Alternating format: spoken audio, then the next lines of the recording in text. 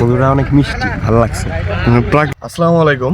আজকে আমরা অবস্থান করতেছি রৌমারী উপজেলার দক্ষিণ খন্দনপুর গ্রামে। প্রকৃতির কোলে দাঁড়িয়ে আজকে আমি আপনাদের দেখাবো প্রকৃতির কোল থেকে কিভাবে খাঁটি মধু সংরক্ষণ করা হয়। দেখতে পাচ্ছেন, এটা একটা সরিষা ক্ষেতের মাঝখানে আমরা দাঁড়িয়ে আছি। ক্ষেতের মধ্যে এভাবে 100-150-এর মতো মৌচাক সাজিয়ে রেখেছে। এই মাছিগুলো ওই পাশে একটু দেখাও। পিছনে এই যে সরিষা ক্ষেত আছে অনেক বঞ্চকে, এখান থেকে এই সরিষা ফুল থেকে মধু সংরক্ষণ করে এবং মধু তৈরি করে।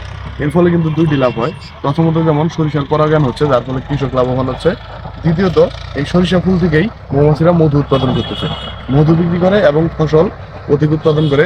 একই সাথে দুইটি কাজ করে কৃষক লাভবান হচ্ছে। ওই পাশে দেখতে পাচ্ছেন নেট দিয়ে ঘেরা একটা ঘর। মূলত ওইটি হচ্ছে মধু বের করার কারখানা আর কি। ওখানে একটা মেশিন আছে, আমি আপনাদের দেখাবো। মেশিনের মধ্যে চাক দিয়ে এভাবে ঘোরালে মাছি মধুগুলো চাক থেকে সরে বাস্কের মধ্যে পড়ে যায়। পরবর্তীতে কাজ শেষে তারা ঢালে, নিচে ছোট্ট একটু ফুটা আছে, ওটাতে ঢালে এবং ড্রামের মধ্যে ভর্তি করে। মৌচাকগুলো রাখা হচ্ছে সরিষা ক্ষেতের মাঝে। এখানে এভাবে বিঘার পর বিঘা সরিষা আবাদ করা হয়েছে। হলুদ রঙের ভরা এই সরিষা ক্ষেতগুলো দেখতেই শুধু চোখের আরাম দেয় না, বরং এগুলোই হচ্ছে মৌমাছিদের অজস্র খাবারের ভান্ডার। এখান থেকেই তারা খাবার খায় এবং মধু সংগ্রহ করে। এতে কিন্তু কৃষকের দুইটি লাভ হয়। প্রথমত যেমন সরিষার পরাগায়ন হয়, যার ফলে কৃষি উৎপাদন বাড়ছে। দ্বিতীয়ত এই সরিষা ফুলের মাধ্যমেই তৈরি হচ্ছে এভাবে প্রাকৃতিক খাঁটি মধু। এটাকেই বলে স্মার্ট কৃষি। এই ক্ষুদে মৌমাছিগুলোই প্রকৃতির আসল কৃষক। ওরাই ফুল থেকে ফুলে ঘুরে পরাগায়ন করে আর তৈরি করে অমূল্য মধু। এই জিনিসটার নাম কি ভাই? এটা স্মোকার। এটা কি ধোয়া দেন?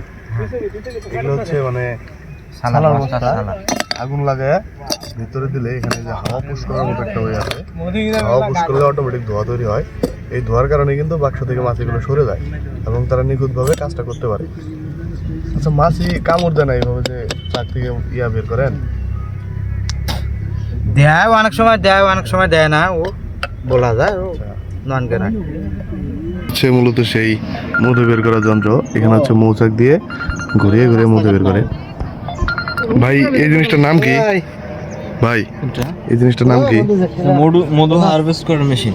এটাতে মধু হারভেস্ট করে। আপনারা হচ্ছে সিজনে, যেমন এখন সরিষা ফুলের সিজন, কয়বার করে মধু বের করেন? সিজনে এটা আবহাওয়ার উপরে, ফুলের উপরে, মাছের উপরে ডিপেন্ড করে বের করা হয়। এখানে কতগুলো মৌচাক আছে? এখানে 170টার মতো আছে। আজকে যাচ্ছে যে মধু বের করলেন, কত কেজির মতো হবে? 100 কেজির মতো। 100 কেজি একদিনে?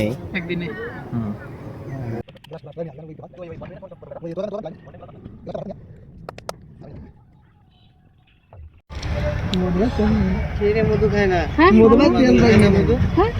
পাগলের দিলে পাগল খায়। মধুটা অনেক মিষ্টি, ভালো লাগছে। প্রাকৃতিক অরিজিনাল একটা ফিল আসে, তাই না?